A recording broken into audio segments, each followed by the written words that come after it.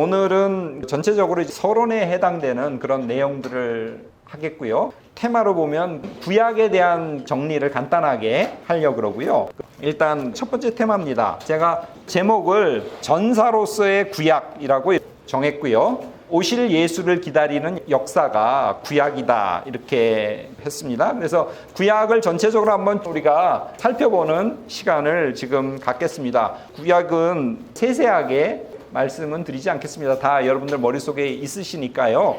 그것들을 그냥 한번 리마인드하는 그런 기회로 삼으시면 될 것 같아요. 그래서 제가 구약의 역사의 중요한 그 변곡점이라 그럴까? 아니면 중요한 그 시대의 주제들을 이렇게 7개로 한번 뽑아봤습니다.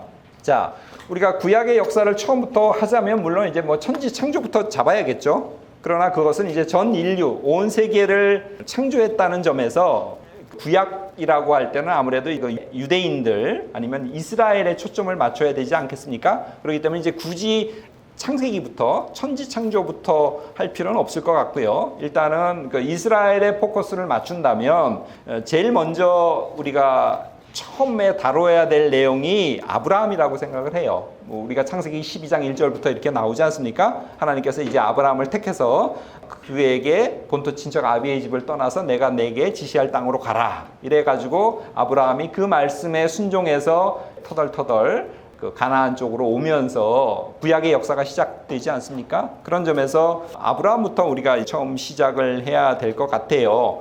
이 아브라함이 가나안으로 이제 하란을 거쳐서 가나안으로 온 때가 언제인지라고 볼 때 워낙 옛날이기 때문에 그때가 언제인지 이제 확실하게 이렇게 딱 찍어가지고 뭐 몇 월 며칠을 언제다라고 이렇게 말할 수는 없죠. 대략 기원전 한 2000년대 전반 정도로 봅니다. 그래서 창세기 15장 6절에 보면 아브라함이 여호와를 믿으니 여호와께서 이를 그의 의로 여기시고 이렇게 얘기했어요. 자, 아브라함이 하나님의 약속을 믿었죠. 그랬더니 하나님이 그 믿음을 보시고 그를 의롭다 여기셨다고 하는 그런 내용이에요. 아브라함이 제가 다시 한번 읽어드릴게요. 여호와를 믿으니 여호와께서 이를 그의 의로 여기시고 이렇게 돼 있어요. 이 믿음이 조건적이에요? 무조건적이에요? 우리 그냥 편하게 합시다. 편하게 합시다. 조건적이에요? 무조건적이에요? 믿으니 그 믿음을 보시고 의롭다 여기셨다. 자, 한번 생각해 봅시다. 조건적이란 분도 있고 무조건적이란 분도 있어요. 믿으면 구원받는다 이러잖아요. 믿으면 구원받는다. 거의 같은 말인 것 같아요. 조건적이에요? 무조건적이에요? 믿으면 구원받는다. 조건적인가요? 네. 무조건적이란 분은 없어요? 믿으면 구원받는다. 논리적으로는 믿어야 구원되니까요. 네. 이 믿음 보통 이제 조건적이라고 생각하는 사람이 많아요. 조건이 붙으면 사실 복음이 아니죠. 조건이 붙으면 복음이 아니잖아요. 뭐뭐 하면 구원받는다. 그러면 사실은 그건 복음이 아니에요. 왜? 전제가 돼 있으니까. 구원받기 위해서는 어떤 전제가 필요하면 그거는 사실은 그거 하면 구원받는다 그러면 그거는 누가 못해요. 하면 되잖아요. 근데 그냥 논리적으로 복음이라 그럴 때는요. 무조건적이어야 돼요. 그러니까 묻지도 따지지도 않고 무조건 뭔가를 베풀어 주셔야 되죠. 구원을 베풀어 주셔야죠. 자, 결혼잔치 비유를 봅시다. 초청장이 왔잖아요. 그죠? 왔는데 거기에 응해서 가면 그 잔치에 가서 즐길 수 있지 않습니까?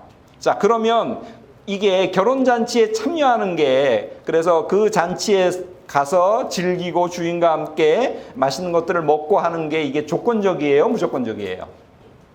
그것도 가야 되니까 조건적인 건가요?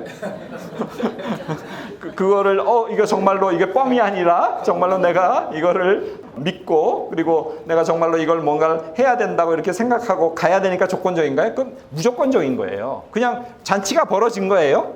잔치가 벌어졌고 믿고 정말 내가 그 잔치에 가면 배불리 먹고 좋은 사람도 만나서 재밌는 얘기도 듣고 뭐 주인과 함께 즐길 수 있다고 생각하고 그냥 가는 거죠. 그런 점에서 그걸 조건적이라고 생각하면 안 돼요. 이걸 내가 믿고 정말로 그렇다는 걸 내가 확신하고 가야지라고 하는 게 아니라 나한테도 그런 초청이 왔다는 거, 자격이 없는 나한테도 그런 초청이 왔다는 것을 감사하고 그냥 그걸 믿고 그냥 가는 겁니다. 그런 점에서 결혼잔치에 초대를 받아서 간다는 것 자체를 조건이라고 생각하면 안 돼요. 그건 무조건적이라고 생각해야 돼요. 왜? 나한테도 그런 초청장이 왔다는 점에서, 그런 점에서 믿어야 구원받는다고 할 때 믿어야지가 내가 어떤 의지로 내가 뭔가를 해야지만 구원된다고 생각하는 게 아니라 결혼잔치 비유를 생각해 보세요. 내가 구원받을 자격이 없는데 하나님께 나에게 그냥 기회를 주셨어요. 그러니까 믿음이란 게 내가 의지로 뭔가를 해야 되는 게 아니라 그 기회를 그냥 받아들이는 거예요. 그게 믿음이에요. 나한테도 그런 기회를 주신 것에 감사하면서 그냥 아멘하고 순종하는 마음으로 그 기회, 그 초청을 받아들이는 게 믿음이거든요. 그런 점에서 믿음은 조건이 아니에요. 어떻게 생각하세요? 하나님은 강권적으로 역사하시기도 하지만요, 누가 우리를 위해서 갈고 이렇게 한탄하세요. 그리고 자원해서 나설 때 그 사람을 써요. 모세도 그렇잖아요. 안 간다 그러죠. 나는 말이 어눌합니다. 그럴 때 아론을 붙여주겠다, 뭘 해주겠다, 지팡이를 주겠다 이러면서 모세대로 자발적으로 자원해서 나서기를 원하세요. 그런 점에서 아브라함이 하나님의 일방적으로 끌려가듯이 하나님의 사로잡혀서 그랬다고 보는 것도 물론 틀린 말은 아니에요. 그런 일면이 많이 있죠. 우리 신앙생활을 할 때 하나님께서 나를 정말로 강권적으로 역사하셔서 내 삶에 개입해 들어오셔서 나를 이런 식으로 이끌었다고 우리가 많이 고백하지 않습니까? 그러니까 그 고백이 틀린 건 아니에요. 그러나 또 다른 면으로는 결단하는, 그러니까 하나님께서 뭔가 비전을 보여주셔요. 그죠? 비전을 보여주실 때 싫다 그러면 그만이에요. 근데 아브라함은 그 비전을 믿고 하나님께서 나를 통해서 뭔가 큰 역사를 이루겠구나라는 것을 확신하면서 자기가 결단해서 떠났죠. 그리고 그 하나님께서 주시는 그 약속은, 그리고 그 약속을 내 복으로 받아들이기 위해서 결단은 분명히 필요합니다. 요한계시록에도 문 두드린다 그러잖아요, 주님이. 그죠? 문을 두드려요. 여는 건 누구예요? 내가 열어야 돼요. 주님은 문을 간절하게 문을 두드리실 뿐이에요. 근데 결국 마지막에 열 건지 말 건지는 내가 결정해요. 그러니까 두 가지 논리가 같이 있다는 거. 하나님의 은혜를 강조할 때는 우리 의지는 노예 의지다, 죄 지을 의지밖에 없다는 그런 논리가 가능하고요. 또 다른 쪽으로는 결단을 계속 촉구하시죠. 결단을 계속 촉구하세요. 자, 그래서 아브라함으로 다시 돌아가서 아브라함에게 그런 약속을 주시지 않습니까? 이 약속은 무조건적이에요. 아브라함이 잘나서가 아니에요. 하나님께서 아브라함을 택하셨고요. 근데 그 아브라함은 감사한 마음으로 나를 통해서, 내 후손을 통해서 하나님께서 놀라운 역사를 일으키시겠구나 하는 것을 믿고 거기에 이제 따랐죠. 그랬을 때 큰 축복을 얻었죠. 결국 그런 점에서 아브라함에게 하신 그 약속, 지금 약속을 얘기하는 겁니다. 그 약속이라는 게 조건적이라고 보면 그거는 이제 어떻게 가냐면 율법으로 가게 돼요. 무조건적이라고 우리가 생각을 해야 됩니다. 아브라함에게 하나님께서 개입해 들어오셔서 아브라함을 택하시고 약속했다고 할 때 일단은 이것은 조건적이냐 무조건적이냐라고 볼 때 일단 무조건적인 성격이 강하다는 것 그 짚고 넘어갑시다. 아브라함은 이제 그걸 믿고 따랐죠. 자, 그래서 이제 1군의 그 이스라엘 사람들이 생기죠. 그리고 여호와 하나님을 믿어요. 믿는 이제 무리가 생깁니다. 자, 그리고는 여러 가지 기근이 들고 가뭄이 들어가지고 그 다음에 야곱 때 이렇게 애국까지 가고 뭐 이런 얘기는 이제 다 생략합시다. 자, 이렇게 됐어요. 자, 그런데 그 재밌는 구절 하나 볼까요? 출애굽기 6장 2절 3절 한번 봅시다. 한번 누가 좀 읽어주시겠습니까? 출애굽기 6장 2절 3절. 하나님이 모세에게 말씀하기를 이르시되 나는 여호와이니라 내가 아브라함과 이삭과 야곱에게 전능의 하나님으로 나타났으나 나의 이름을 여호와라는 그들에게 알리지 아니하였고. 예, 자, 전능의 하나님 엘샤다이라고 얘기하거든요. 전능의 하나님으로 나타났는데 그들에게 내 이름을 여호와라고는 알리지 않았다, 이렇게 얘기해요. 그런 점에서 이 구절에 의거한다면 하나님의 이름이, 그 신명이 여호와 하나님이라고 최초로 안 사람이 누구예요? 모세라고 볼 수 있어요. 지금까지는 전능의 하나님으로 그들에게 내가 계시됐다는 거죠. 근데 이제 너한테 진짜 내 이름이 뭔지를 알려준다 라고 하면서 내가 이스라엘 사람들의 바로 왕의 압제 밑에서 고역 그리고 고통 속에서 나한테 울부짖는 내 소리를 들었다. 그러면서 내가 개입해서 너를 통해서 그들을 건져내기로 내가 마음 먹었다. 그러면서 여호와, 내 이름이 여호와 하나님이다 라는 말을 합니다. 자, 그런 걸 보면 결국 이 구약의 역사는 하나님이 누군지에 대한 그 인식이 점점 확대되는 역사다, 이렇게 볼 수 있어요.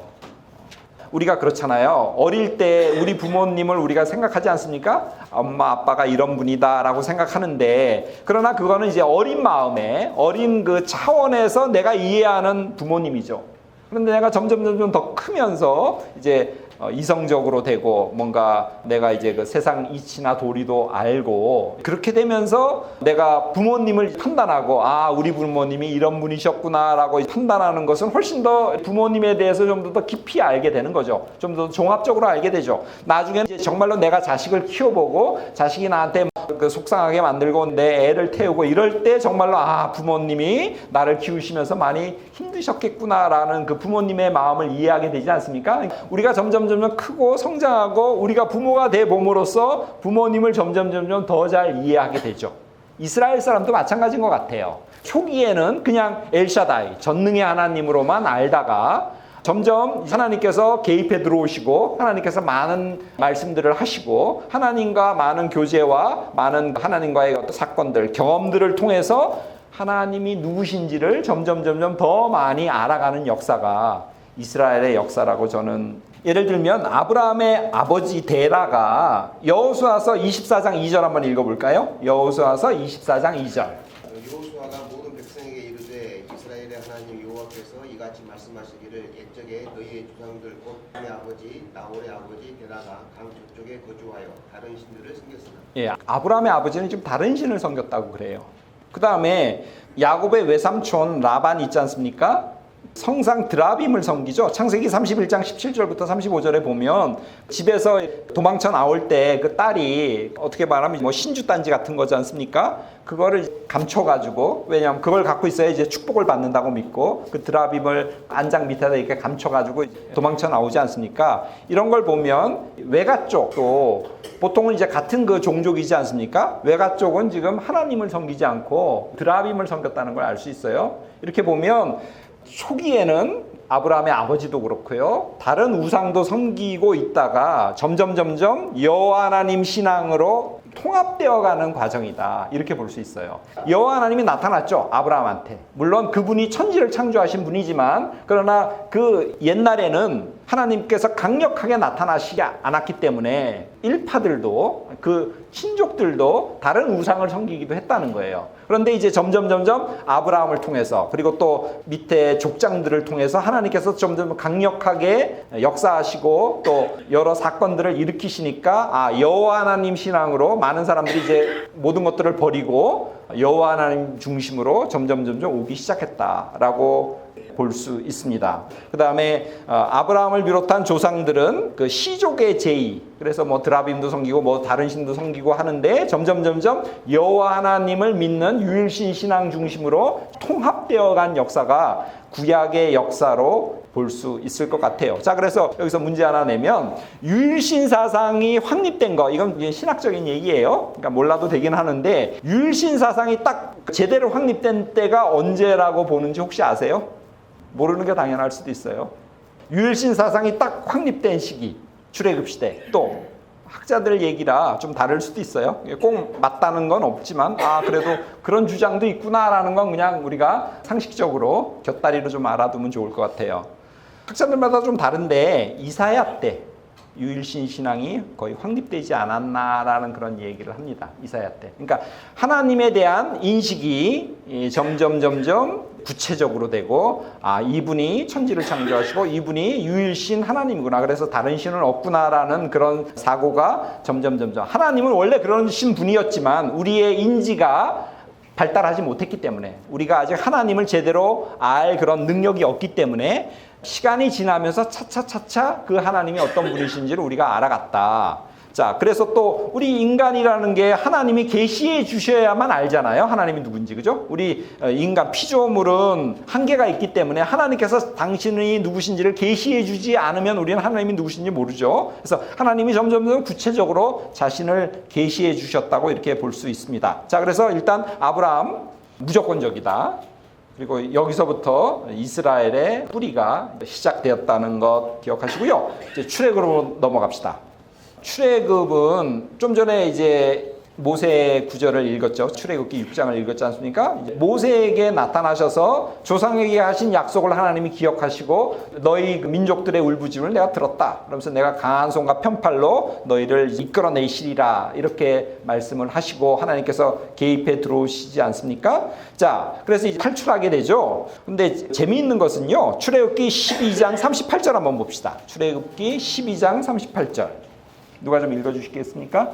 수많은 잡족과 양과 소와 실이 많은 잡속이 그들과 함께하였으며 예, 수많은 잡족이 같이 있었다는 거 기억하세요. 나올 때 순수 이스라엘 혈통만 나온 게 아니에요. 하나님이 이런 놀라운 분이시라는 걸 옆에서 곁다리로 알고 있던 잡족들도 그 출애굽 행렬에 같이 참여했다는 거. 자, 민수기 11장 4절도 한번 봅시다. 민수기 11장 4절.